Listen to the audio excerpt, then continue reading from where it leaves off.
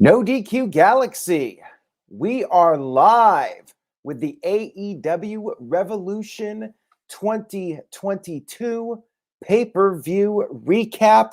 We have 12 matches to go over. It was a hell of a show. I will say that AEW once again delivers big on pay-per-view. Shout out to everybody for watching, whether it's live or on demand. I appreciate your viewership and your support. I hope you enjoyed the video, and if you do, please give this video a like over on YouTube, youtube.com/AaronRiftNoDQ. Please consider subscribing and spread the word. Tell a friend. We had a 1-hour buy-in show, and we actually had 3 buy-in matches, which I will get to here very quickly before we get to the main card. First up, we had Legit Layla Hirsch defeating Chris Statlander. Hirsch used a turnbuckle link that was under the ring as a weapon when the referee wasn't looking. She hit a moonsault and then picked up the victory. Afterwards, Red Velvet ran down to check on her friend Chris Statlander. We had, before our second match, Tony Schiavone interviewing a special guest, and we had Kenny Omega's music play, but instead it was Don Callis, and the crowd chanted "shut the F up" at him. He blamed the fans for Kenny Omega being injured. He said that he is confident the Elite will prevail at Revolution. Young Bucks will win the tag team titles.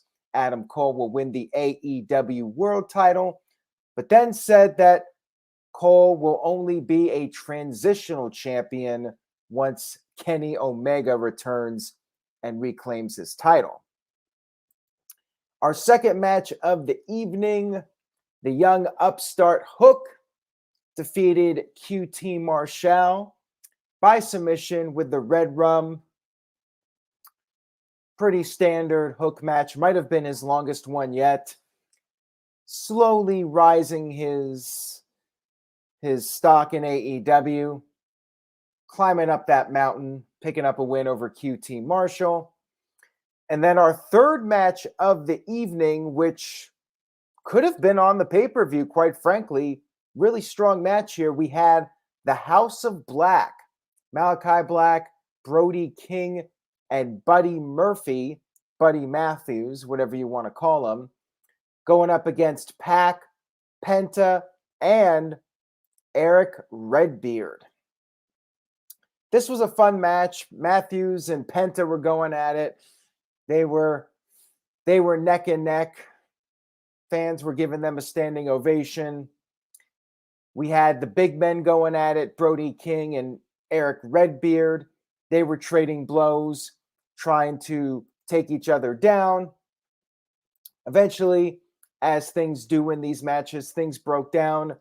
King hit a Death Valley driver to Redbeard. He could not make the cover, though. Penta then hit Black with the Fear Factor on the apron, went for the cover, but Black was not the legal man. And then Matthews hit Penta with a curb stomp. Pac broke up the pinfall. Black and Matthews worked together against Redbeard. And Black then used his mist on Redbeard. King hit a pile driver to Redbeard. Black scored the pinfall victory. Fun match to wrap up the buy-in show. Fun hour of action. And then we got to the main card. Our first match of the main card, Chris Jericho versus Eddie Kingston. Kingston wasted no time. He hit Jericho with a half-and-half suplex within seconds. Crowd was very much behind Eddie, as you would imagine. They were chanting, "F him up, Eddie." Kingston worked over Jericho for a while. Jericho took everything Kingston had, and the two of them were exchanging chops. Jericho went after the eye and got the upper hand on Kingston. Jericho, the veteran, pulling out every trick in the book. Tony H sent in a $2 super chat, says, good show, 7 p.m. start time, please, AEW. Yes, I agree 100% on this. I have like one criticism of this show, really, and that's it goes on too late. I don't even mind a 4-hour show if you include the buy-in, but I say this every pay-per-view, and granted, it's only 4 times a year that I have to deal with it, but it would be nice if the pay-per-view started just a little bit earlier and ended at 11 Eastern. It's just so much. Nothing bad on the show, but it's just a lot to digest. It's like you go to a buffet and you're getting all this great food, but you're just so stuffed and maybe you just want a little bit less. I don't know. I just think that it's maybe too much, but I get it. I say this every time. $50 pay-per-view. Tony Khan and the AEW crew, they want to make sure you're getting your money's worth with this $50 pay-per-view. So I get it.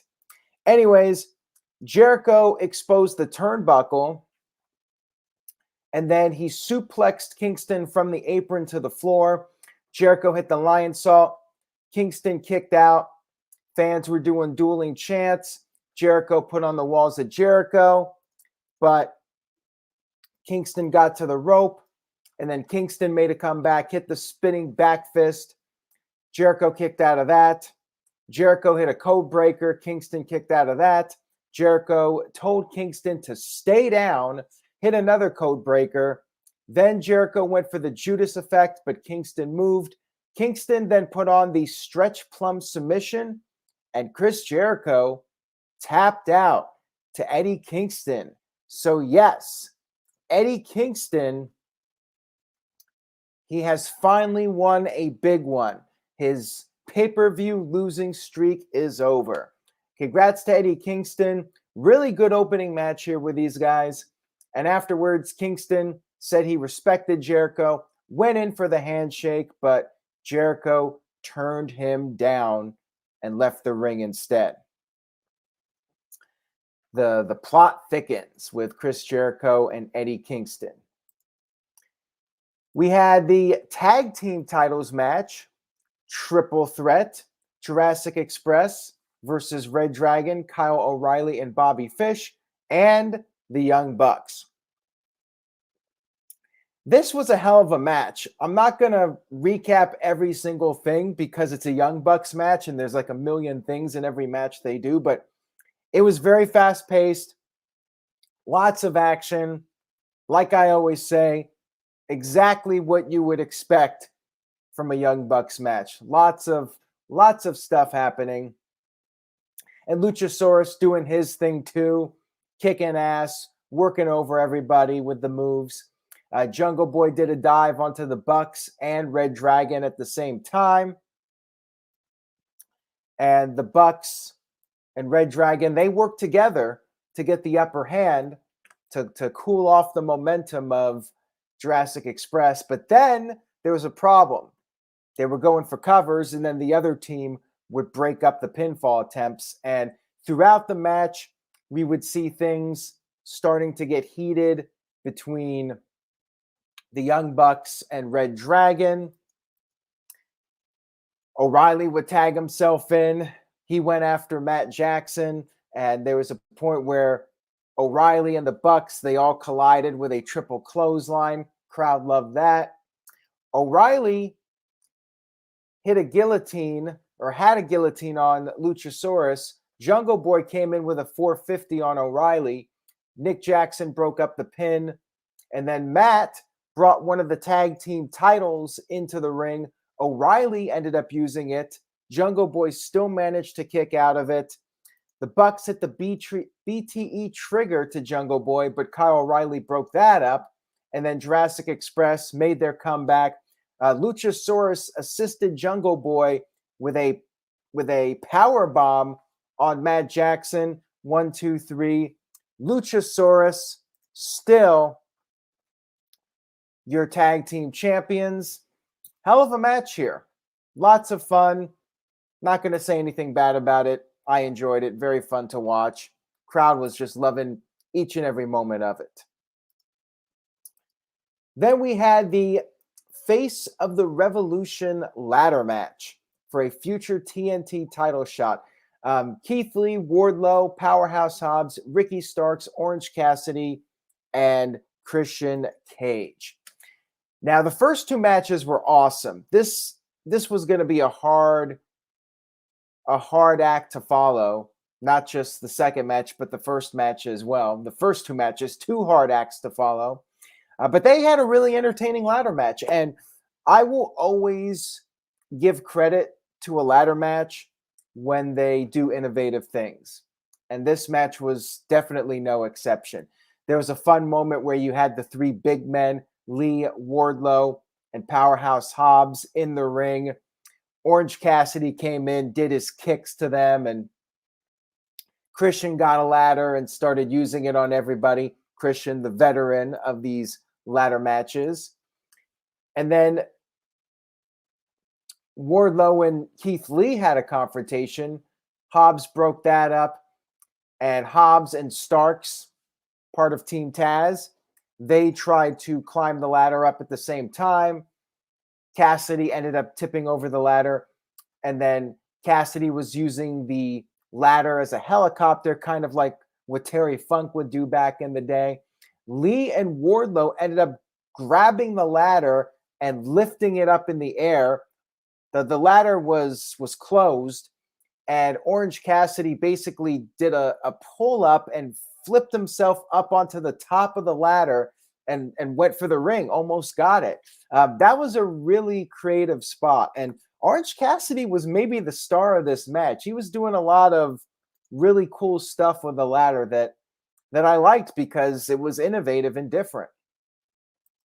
Another ladder was brought into the match, and this is a spot that we've kind of seen a lot where everybody's climbing both ladders at the same time. Kind of ridiculous, in my opinion. It's done a lot. Hobbs and Wardlow were the last two up on the ladder, and then they ended up knocking each other off. Then things went to the outside of the ring, and they ended up fighting up by the stage. And that's when Wardlow ended up knocking both Keith Lee and Will Hobbs off the stage through a table below, effectively taking them out of the match. I should not have picked Will Hobbs for my prediction. I should have gone the safe route, but I decided to take a chance on this one. It backfired.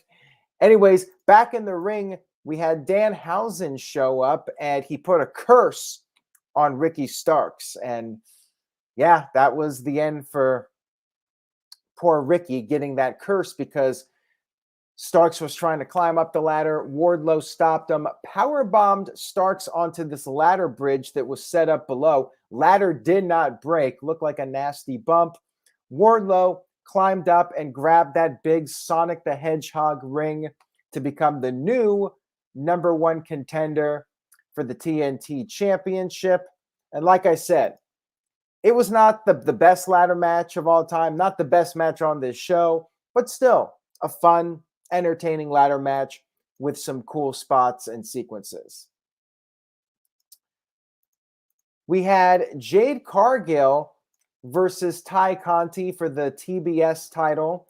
And before the match, we had the official signing of Shane Swerve Strickland, formerly Isiah Swerve Scott. He is now officially part of AEW. He cut a little brief promo. His name has been rumored for quite some time that he would be coming to AEW. Not really a surprise here. Good to see him there. So Jade Cargill, Ty Conte.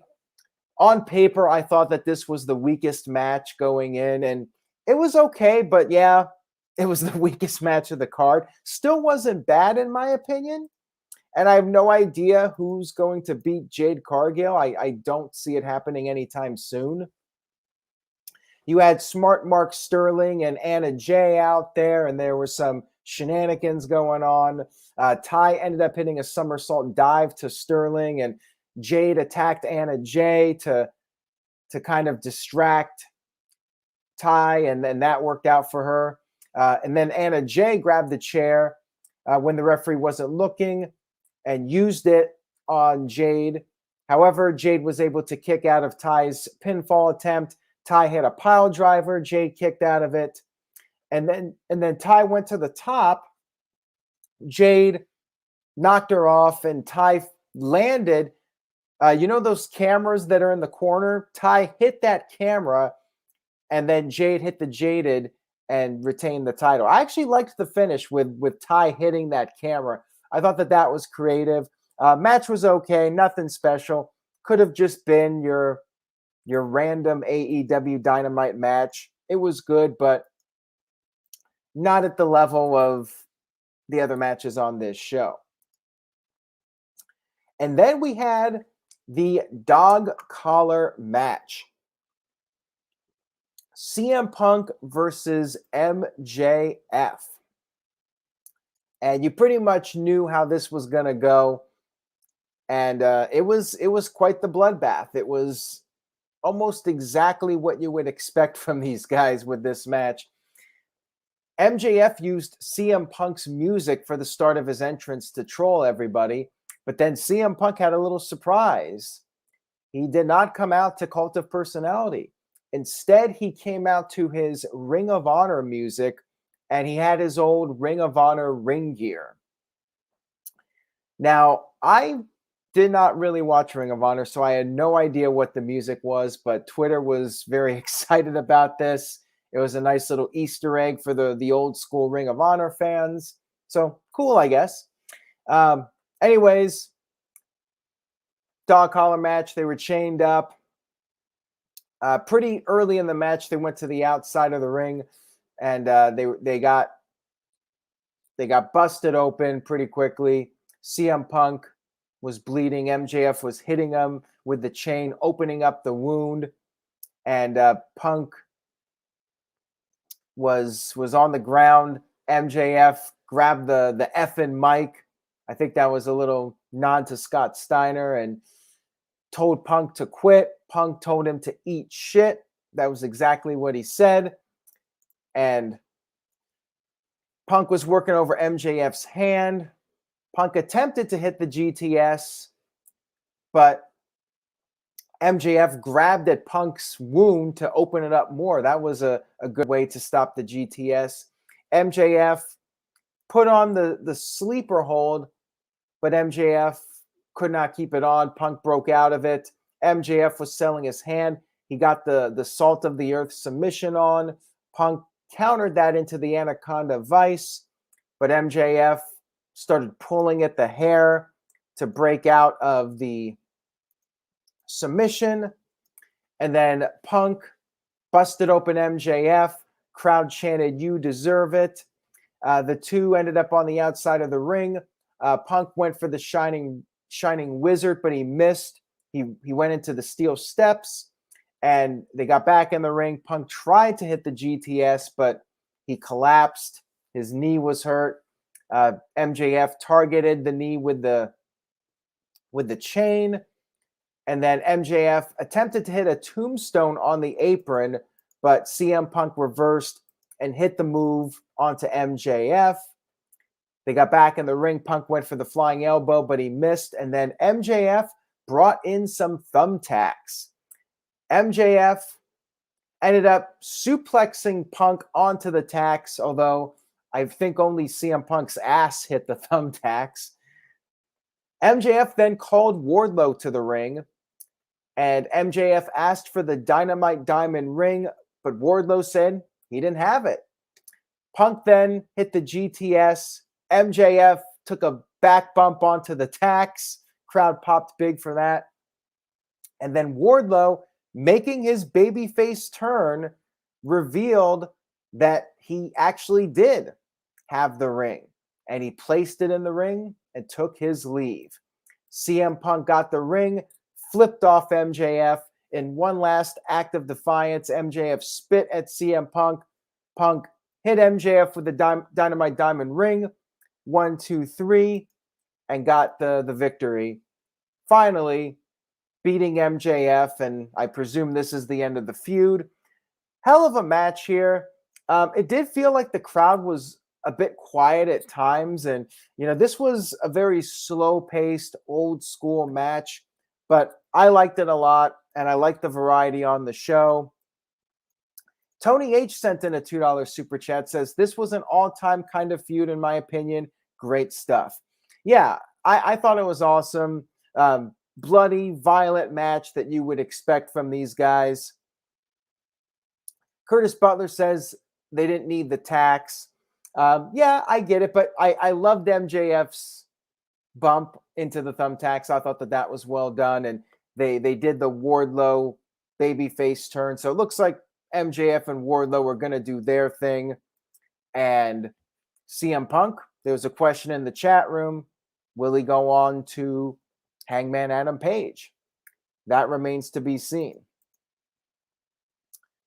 Love the camera shots, by the way. They did a great job with the camera angles, showing the ring, that view from the top looking down. All that was really good. Next up, we had Dr. Britt Baker versus Thunder Rosa for the Women's Championship. And I'm just going to say this right now. I should have changed my prediction after Dynamite. I knew it.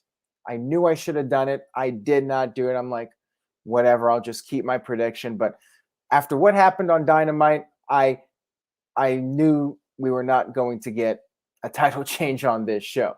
Anyways, Britt Baker has a new Women's Championship. It's a larger title than the old one. I like it.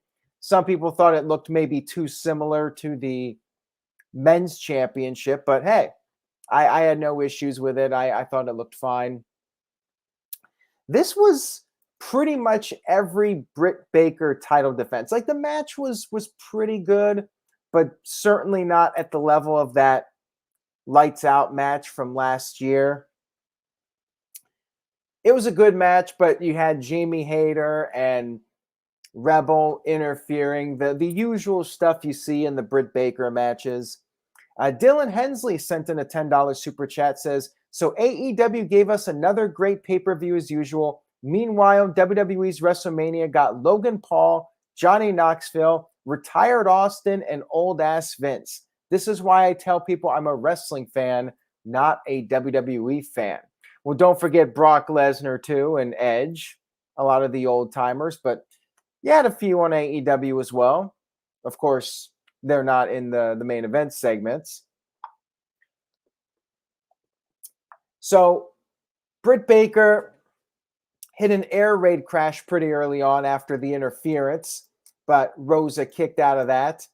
And Baker got her glove for the lockjaw, but it gave Rosa enough time to recover, and they traded some near falls. Rosa went to the top, but Baker caught her with an avalanche air raid crash. Rosa kicked out of that again. Rosa hit a tombstone. That's another match with a tombstone. Remember that? Rebel got on the apron again. Baker got the women's title, used it as she gave Rosa a curb stomp on the title. Rosa kicked out of that again. Baker put on the lockjaw submission. Rosa countered it into her own submission. Rebel got on the apron yet again, and Baker was tapping out when the referee wasn't looking. Rosa hit a dive to Rebel, took out Jamie Hayter, got back in the ring, and immediately got hit with a curb stomp, and Britt Baker scored the pinfall victory. So yeah, the match was very Dynamite-like, tons of interference. Now, if I had also been paying more attention, they're doing a show in San Antonio, Texas for St. Patrick's Day in a couple of weeks. And it's also the 1-year anniversary of the Lights Out match. And this week on Dynamite, they're doing Layla Hirsch versus Thunder Rosa in a number 1 contenders match. Looks like they're doing the title change for the St. Patrick's Day episode of Dynamite. I'm guessing Thunder Rosa beats Layla Hirsch, gets her rematch in San Antonio, which is her hometown, I believe. And yeah, that's where they're going to do it. So I should have known to not go with Thunder Rosa on this one. I felt like a moron. DJW with a $5 super chat. Thank you for that. I appreciate it. Says, damn it, Aaron, I missed everything. I was at work. Do you know if Bleacher Report offers the replay right away, or do I have to wait until tomorrow? That I do not know. Sometimes instant replays are offered, but I don't know if that's a Bleacher Report thing. Keep in mind, I haven't done the replay in forever. Like I order it on the pay-per-view. I'm not sure, but maybe somebody in the chat room can answer that question for you if they've been in a similar situation where they want to watch it right afterwards. That is a very good question. If somebody has the answer to it, I will certainly let you know. All right, so we move on here. We had Bryan Danielson versus John Moxley. And again, this was one of those matches where you knew going in that it was going to be violent. The crowd was chanting, "We want violence," and you knew they were going to bleed because that was the whole storyline. That might be a little nitpicking. You already had the bloodbath with CM Punk and MJF, and I feel bad for the guys that got to clean up the blood between the matches. They had to do it again for this one because, after a few moments of a feeling out process, they traded blows back and forth. They were busted open. They were doing some headbutts. Both of them got busted open.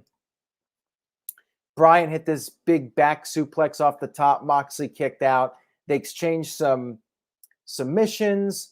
Bryan hit the running knee, but Moxley was able to kick out of that. Danielson put on the triangle submission. Moxley countered it into a pinfall and won the match. This pretty much came out of nowhere. Moxley got the win. Very hard-hitting match between these guys. Although, again, the crowd kind of felt tired for it. They were into it at moments, but it did feel like the crowd was maybe a bit fatigued after all the stuff that happened earlier in the show. Afterwards, the post-match was a pretty big deal here. We had Danielson very angry about the decision. He argued with the referee. Him and Moxley continued fighting.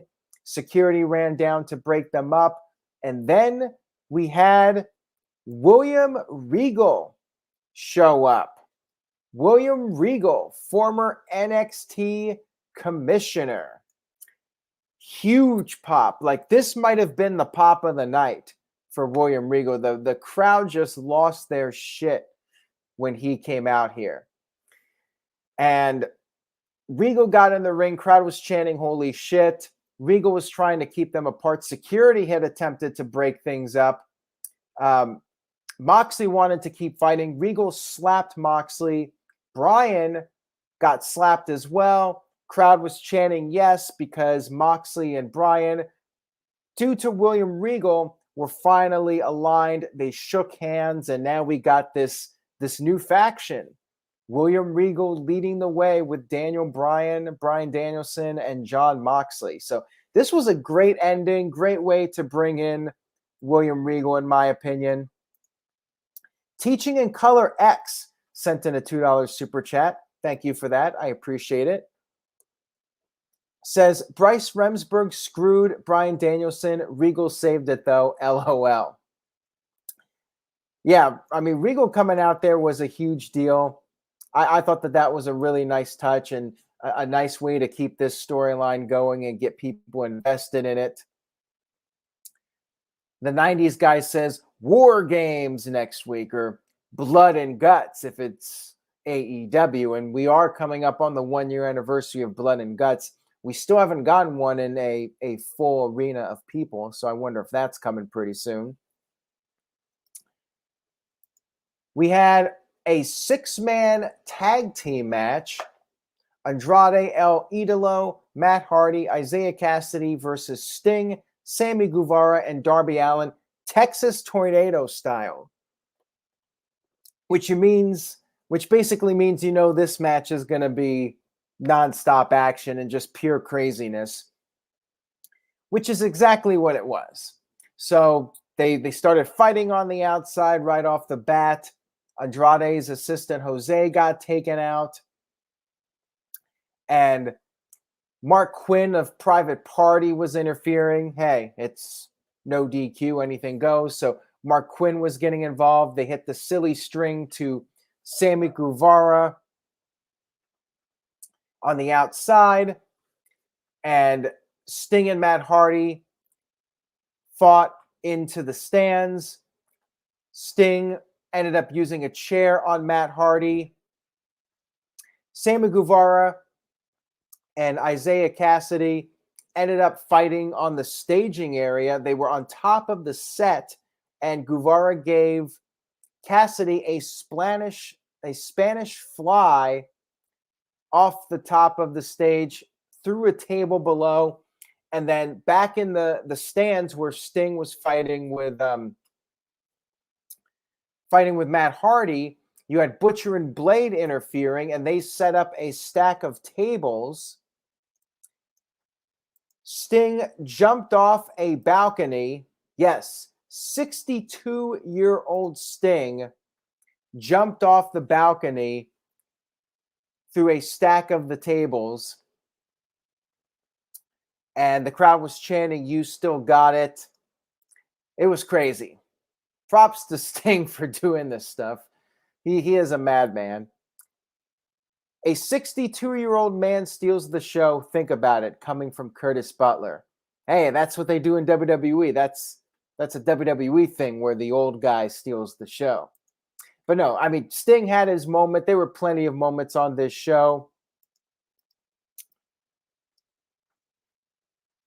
We had the match continue back in the ring, and Matt Hardy and Darby Allin were in there.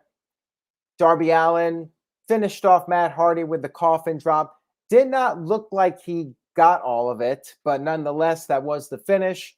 Darby Allin pinned Matt Hardy. Matt takes the L, which I think there's a reason for that. Coming up on Dynamite, would not shock me if Matt Hardy is kicked out of the Hardy family office, or the Andrade Hardy family office, whatever the hell they call it. So yeah, this match was a lot of fun. Just pure carnage, nonstop action. No complaints, really. Then we had our main event of the evening, the Battle of the Atoms. Adam Page defending the AEW Championship against Adam Cole, baby. Adam Cole had some really goofy outfit. I know it's from something. I don't know what it is, but it looked really silly. Crowd was doing a lot of Adam chants. They were having fun with this. They were chanting, "Let's go, Adam. Adam sucks." Jose says he picked Adam to win. Page got the early upper hand, sent Cole into the barricade on the outside, but then Page missed a clothesline. He hit the ring post, and Cole took advantage, threw Page into the steel steps. Cole dominated the match for a while. And by the way, Cole's outfit was from something called Master Chef. I have no idea what that is. Halo video game? I don't know. Anyways, we got to the match, and Page was able to regain the upper hand when Cole went for a Panama Sunrise, got caught with a big boot, and the two ended up back on the outside of the ring again. Page powerbombed Cole on the apron, went up to the top, and hit a moonsault off of the top rope to the outside. Page then threw Cole into the ring, went for the buckshot lariat, but Cole rolled back to the outside. And Page went for a moonsault in the ring, got caught with the super kick. Think back to when Ricochet did that moonsault and got hit. Very similar to that. Cole went for another super kick, but Page countered with the Deadeye, and then Cole kicked out. Match continued. Then we had Kyle O'Reilly and Bobby Fish show up to provide a distraction and help Adam Cole. regain control of the match. Oh, a DJW sent in a $5 super chat, says, okay, Aaron, so yes, I went to the BR app, paid, and it started over again. Looks like it was 3 hours and 53 minutes long. I'll comment tomorrow after the Raw review. Well, thank you for that information, DJ. So if any of you want to go right after this, 1 a.m. Eastern time, and watch the pay-per-view, you can go ahead and do so, or watch it in the morning, whatever floats your boat. And yeah, you guys got to remember, I'm a Nintendo guy. So if it's not Nintendo, I have no idea what it is. Anyways, back to the match here. Cole did hit the Panama Sunrise on the floor, got Paige back in the ring, but Paige kicked out. Cole hit another Panama Sunrise in the ring. He hit the boom knee strike, but Paige still kicked out. Cole hit several more super kicks, went for the knee strike again, but this time Paige collapsed, and then O'Reilly and Fish grabbed the table, placed it by the ring. However, Paige took advantage of that, gave Cole the dead eye through the table, and then we had the Dark Order arrive to even the odds for their man, Hangman Adam Page. A fight broke out between the Dark Order and reDRagon, and then back in the ring, Page hit the buckshot lariat. Page was able to get his arm on the rope, or Cole, I should say. Page then tied Cole to the rope with one of his belts, and he super kicked Cole several times, but Cole managed to hit a super kick, and then he freed himself, and Page caught him with another super kick. Page used Cole's own move, the boom knee drop or the knee strike, and then hit another buckshot lariat to score the pinfall victory. 1, 2, 3. After the match was over, Cole was still laid out. Page went over and shook his hand. The honor between the two of them, I guess a little throwback to Ring of Honor again. And that was the main event. Hell of a main event here, although it did seem like, as Curtis Butler points out, Page was getting a little bit booed towards the end of this match. But yeah, I really enjoyed the match. Great main event here. Great show overall. Clocked in at just under 4 hours, which is not super long. We've definitely dealt with longer pay-per-views, but I would prefer if they ended at 11 p.m. Eastern. All in all, I give the show, I mean, it was close to perfect. I mean, I really thought it was almost a flawless show. Like, I would give it a solid A, very close to an A+. I mean, this is right up there with the best AEW pay-per-views. Like, every match was at least good. I mean, the women's matches were probably the weakest matches, but I mean, you had a lot of really great stuff from start to finish. I mean, they have such a great roster, and everybody went out there and delivered. Any complaints I have would just be nitpicking. Really, it's maybe a little too excessive. Maybe not have 2 matches with a ton of blood. But yeah, maybe if it was a 3-hour show total, if you didn't have the kickoff matches and ended it earlier, and maybe cut out 1 or 2 matches, you'd have like a flawless show. Still absolutely worth the money, in my opinion. $50. You're absolutely 100% getting your money's worth. And I would say it's a must-watch show. I mean, if you're a wrestling fan, this is certainly a pay-per-view you should be checking out. And quite frankly, buying. You know, pay the $50 for it, because it supports wrestling. It supports the guys that are busting their asses and doing everything possible to give the people a great show. Dylan Hensley sent in a $5 super chat. Thank you, Dylan. Says, notice this show had 3 women's matches for the first time. Looks like AEW is giving the girls more screen time, just like the fans have been asking for. Yeah, if you count the kickoff match, and with 12 matches, you would hope that the women would get at least 2 matches, if not 3. But yeah, you had the 2 women's title matches, which is definitely a positive. I'm a firm believer in the titles being defended on every pay-per-view, and TNT title wasn't, but Sammy was on the card at least. I always think you should have the titles defended on the pay-per-views. Mr. Pimp Squad says the best AEW pay-per-view is still AEW All Out 2021. I mean, it's tough, but yeah, you might be right, but this is right up there. This was right up there with the best AEW shows.